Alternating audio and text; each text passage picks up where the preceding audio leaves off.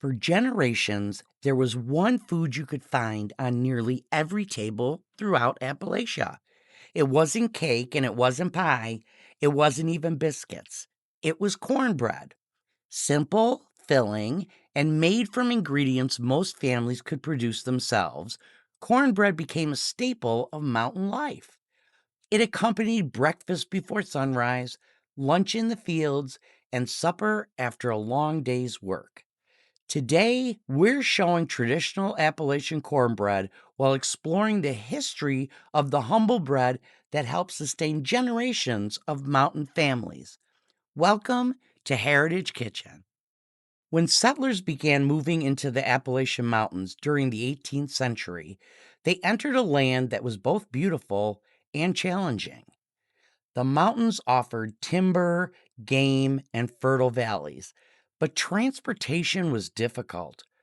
Roads were rough, markets were far away, and many families had to rely on what they could grow or make themselves. In these isolated communities, self sufficiency wasn't a hobby, it was survival.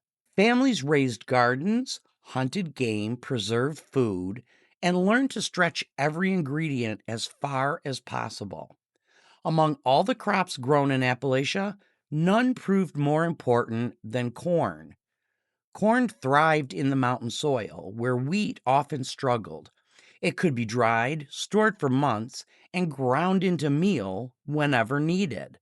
For many families, corn wasn't simply a crop, it was security.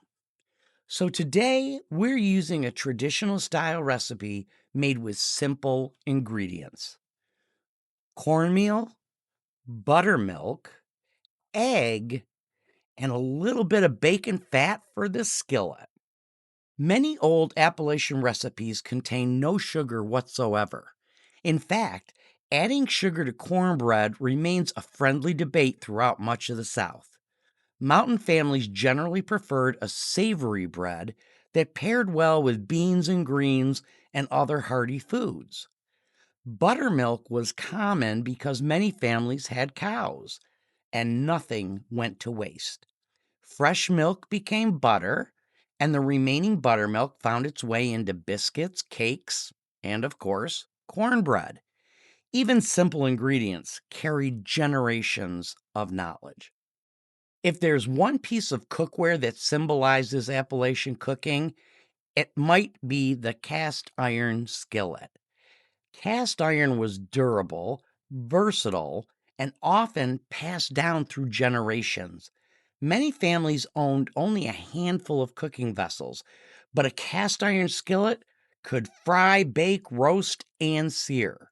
A well seasoned skillet became almost a member of the family. Stories are still told about skillets that have been used continuously for 100 years or more. Now, listen to that sizzle.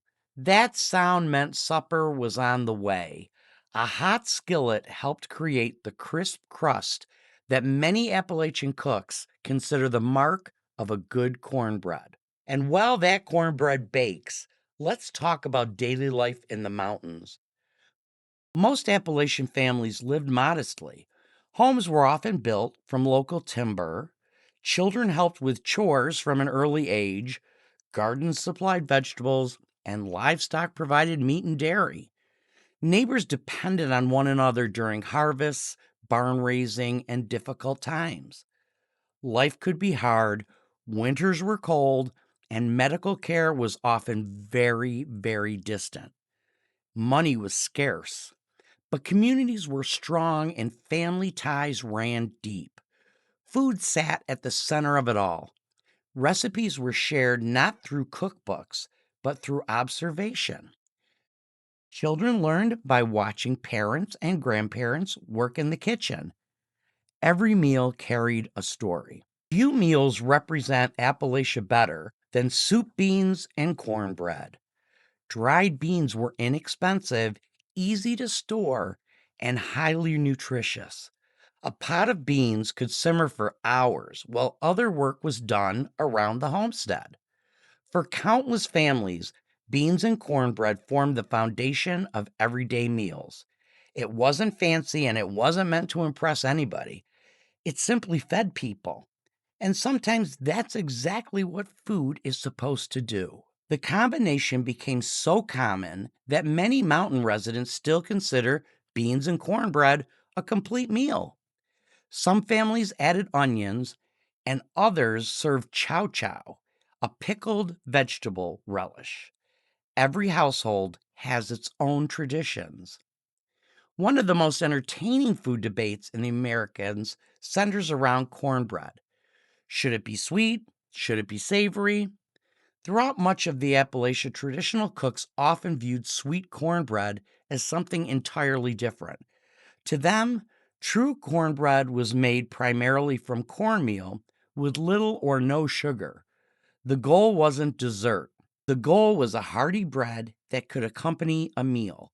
Of course, every family had its own recipe, and if history teaches us anything, it's that people have always enjoyed arguing about food.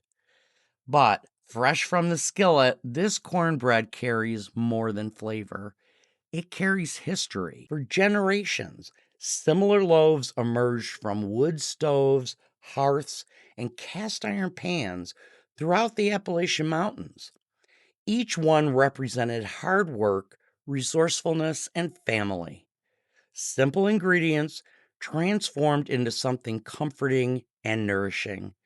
A reminder that some of the most meaningful foods aren't the most expensive or complicated. They're the foods that connect us to the people that came before us. As we enjoy this traditional Appalachian cornbread, we're also remembering the farmers, homemakers, laborers, and families who helped shape mountain culture. Their recipes survive because someone took the time to pass them on. And every time we make these dishes, we keep a small piece of that heritage alive. Thanks so much for joining me in the Heritage Kitchen. If you enjoy exploring historic recipes and the stories behind them, be sure to subscribe. And I'll see you the next time as we uncover another chapter of America's culinary past. Until then, keep the skillet hot and the stories alive.